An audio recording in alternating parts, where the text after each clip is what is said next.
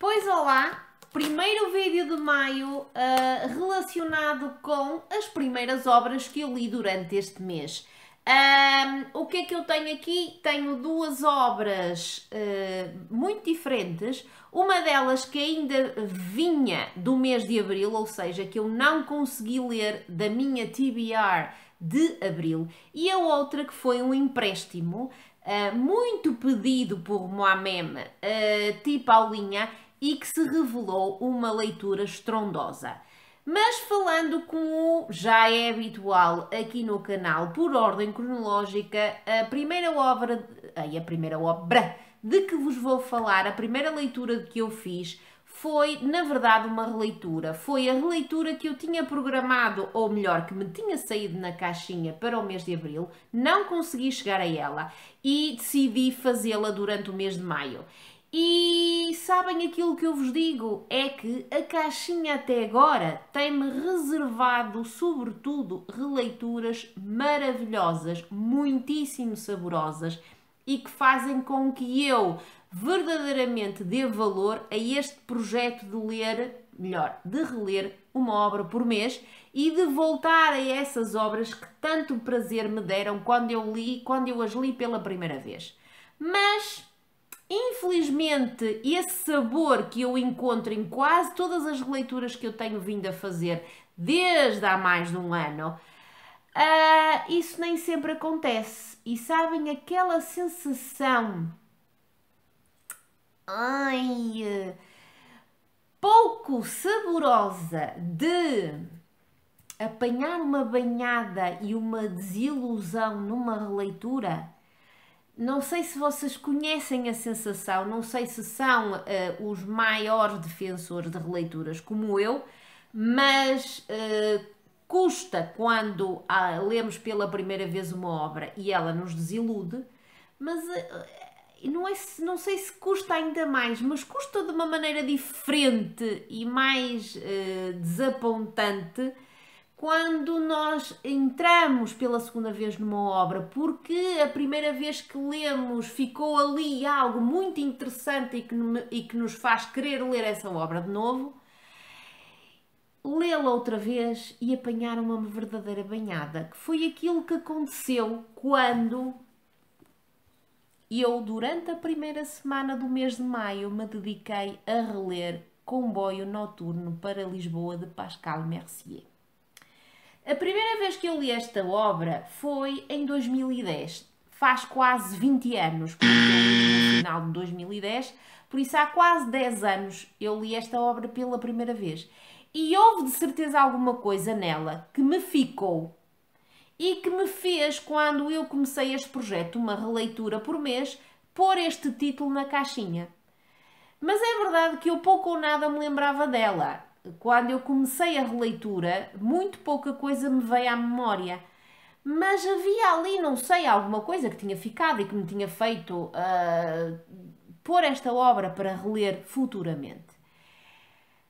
E é verdade que quando eu comecei a releitura, comecei com um sorriso nos lábios, porque logo no início nós temos um professor bastante estranho, bastante introspectivo, assim aquele professor que parece um rato de biblioteca, que sabe imenso sobre línguas mortas, como o latim, como o persa, etc. Mas que é uma pessoa muito fugidia, que é quase antissocial. E este professor, logo no início das primeiras páginas, numa ida para a escola, que fazia sempre àquela hora por aquele trajeto, encontra uma senhora na ponte por onde ele passava sempre e que lhe pareceu que ela estaria prestes a suicidar-se, a lançar-se da ponte abaixo. E esse encontro fortuito com essa mulher vai levá-lo a fazer coisas que ele nunca pensaria na vida fazer, muito menos num espaço tão curto como de 24 horas. E vai levá-lo a Portugal, numa viagem de comboio, mais propriamente a Lisboa, para descobrir mais aquilo que de doce lhe ficou quando a senhora disse que era portuguesa e falava português. A maneira como ela disse a palavra português encantou. E também aquilo que ele encontrou num livro de um alfarrabista, nesse mesmo dia que teve esse encontro fortuito com essa mulher. Tudo isso fez com que ele, num espaço de menos 24 horas, mudasse completamente a sua vida, fizesse uma coisa tão absurda e tão disparatada como largar tudo e meter-se num comboio e ir para Lisboa. E este arranque da narrativa é muito entusiasmante e entusiasmou-me outra vez, tanto como me tinha entusiasmado quando eu li esta obra pela primeira vez. Mas depois, o que vem a seguir, há muita coisa que me agradou, outra vez nesta nova leitura, como personagens que ele vai encontrando, que este Mundus, que era a alcunha dele, este Raymond, né? Raymond, acho que é assim em francês,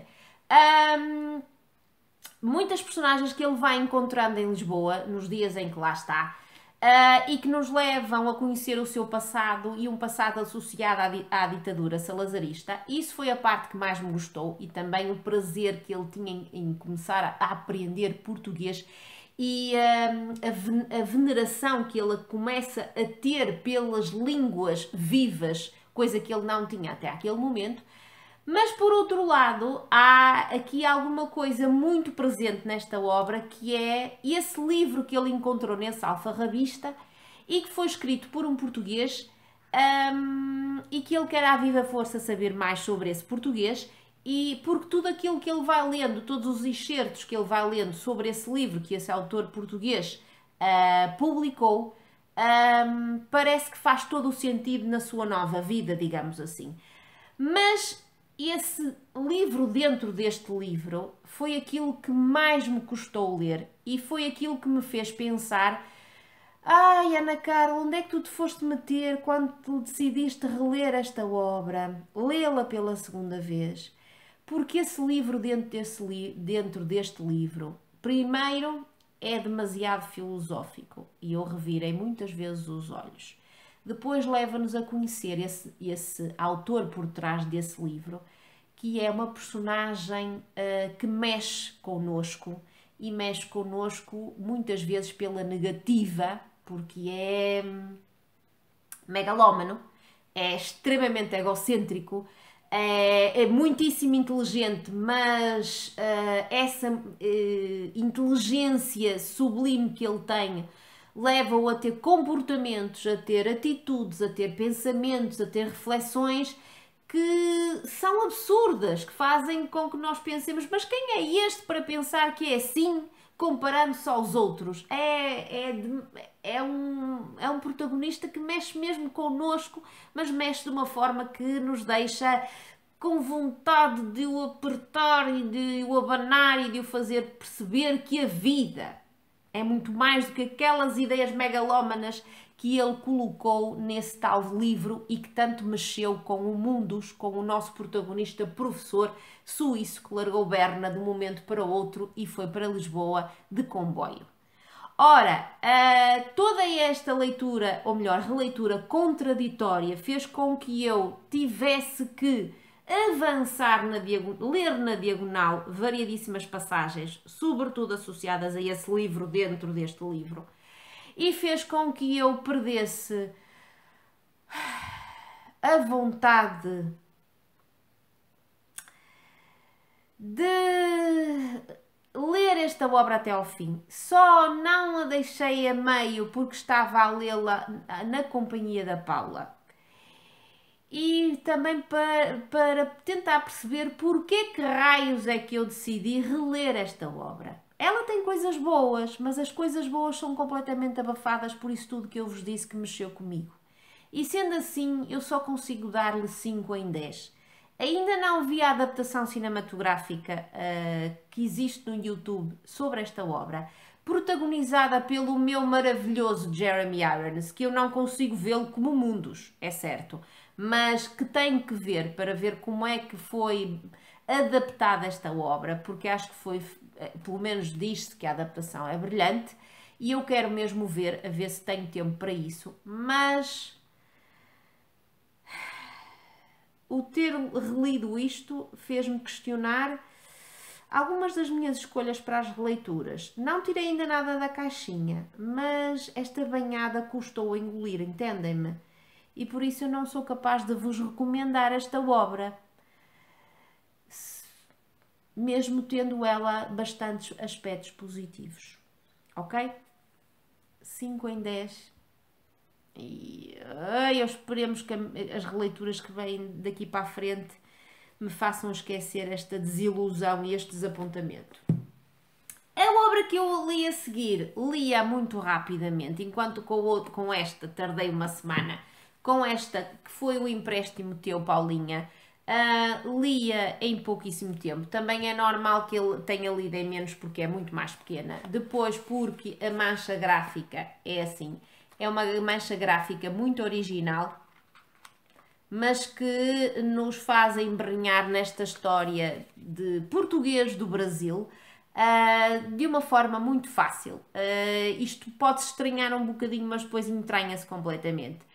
E esta obra, que se chama O Peso do Pássaro Morto, de Aline Bay, é uma obra que eu quero recomendar-vos muito que a leiam, se conseguirem encontrá-la. A Paula comprou-a cá em Portugal, mais propriamente em Lisboa, numa livraria, por isso eu acho que ela pode ser encontrada cá em Portugal, e é uma obra que vale muitíssimo a pena, que acompanha a vida de uma jovem desde os 8 anos até aos 52.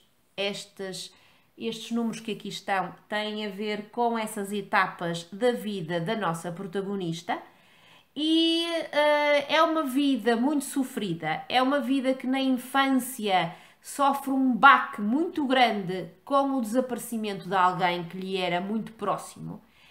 E nós vamos acompanhando o crescimento desta protagonista e vamos percebendo que depois desse baque houve outros também muitíssimo fortes e que abanaram de uma forma irreversível a vida dela, e que a levaram a ter e a tomar decisões assim, a quente, digamos assim, mas decisões essas que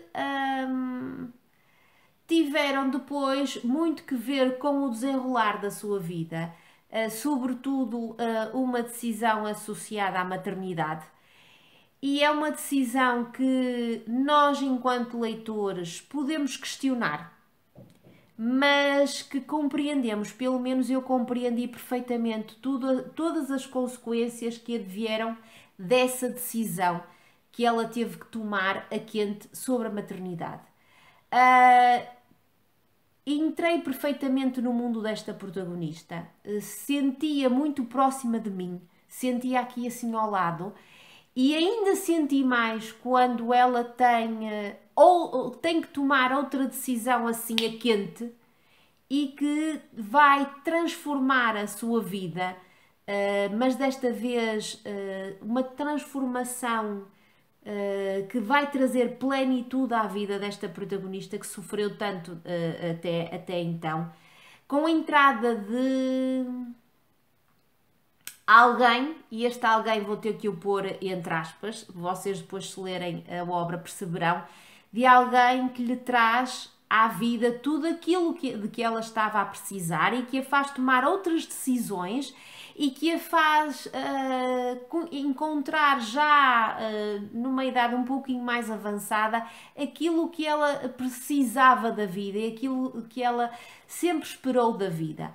A obra termina de uma forma